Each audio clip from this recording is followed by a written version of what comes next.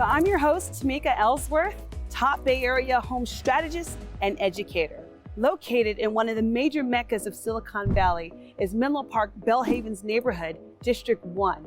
And it's shining even brighter because they first elected their first African-American female mayor, Cecilia Taylor. Mayor Taylor is born and raised here in the Belhaven area, and she has big plans to not only preserve the culture of the neighborhood, but to also embrace big major tech companies such as Facebook that are coming in and inevitably changing the landscape of the area. We're going to talk a little bit with her and kind of share her heart a little bit about what she plans to do and also what future plans she has for this area of Menlo Park.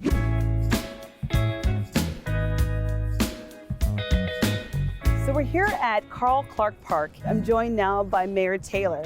Mayor Taylor, thank you so much for agreeing to just really share your heart about the city that you're representing. This is one of your first initiatives of neighborhood preservation. Talk to you a little bit about why it's important for monuments in this community. And number two, being from here, why it was important for you to make sure you ran for office. Mr. Carl E. Clark, I learned more about him after his death than I did before, and he lived to be 100 years old. Wow. He actually was my father's mentor and lived in the community since around 1954. Wow.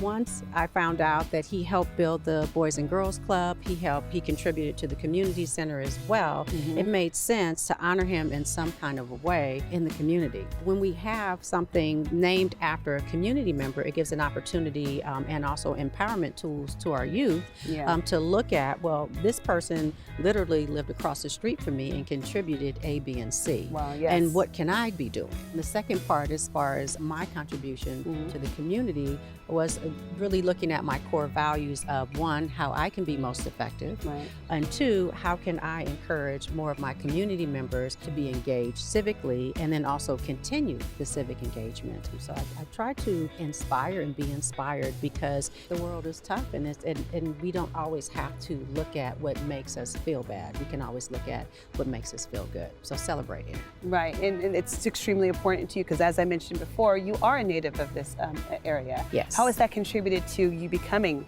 mayor? Well, that was when I left the community about a little over 20 years ago and came back and just thought about what more I could be doing, how I can be effective in my community activism. And so I decided to run for office. It wasn't anything planned. It just happened, but also to offer that new perspective to the city council and also to bring in my values of integrity, transparency, accountability, and inclusion. In 1917 to 1918, a large portion of Menlo Park was at the site of Camp Fremont, a training camp for approximately 27,000 men being sent to fight in World War I. The camp was dismantled after the war, but Army engineers paved the first streets in Menlo Park and laid the first water and gas lines. The Army did retain the camp hospital, and it is now the site of a Veterans Administration hospital off of Will Road in Menlo Park. We're here at the Onetta Harris Community Center, and this is a very important staple in the community. There are 4 different functions from this space here. We have the community center, we have the Menlo Park Senior Center, we have the Belhaven Youth Center, and we also have the pool. Can you talk a little bit about the people that are here that actually make up this community center as long as with the community? We have people like Miss Dorothy, who's active and she's well into her 90s. And also just thinking about activism, our business owners are active as well. Right.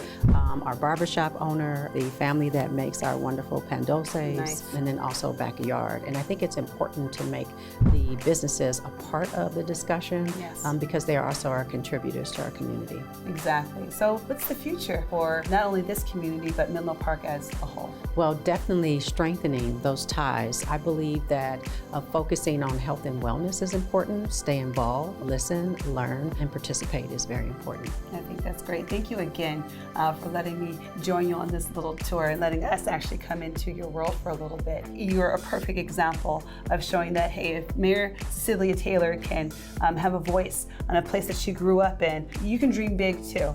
And it may be your American dream to make sure that your community is doing the things that you find near and dear and important to you. So until next time, thank you so much, and hopefully this has inspired you.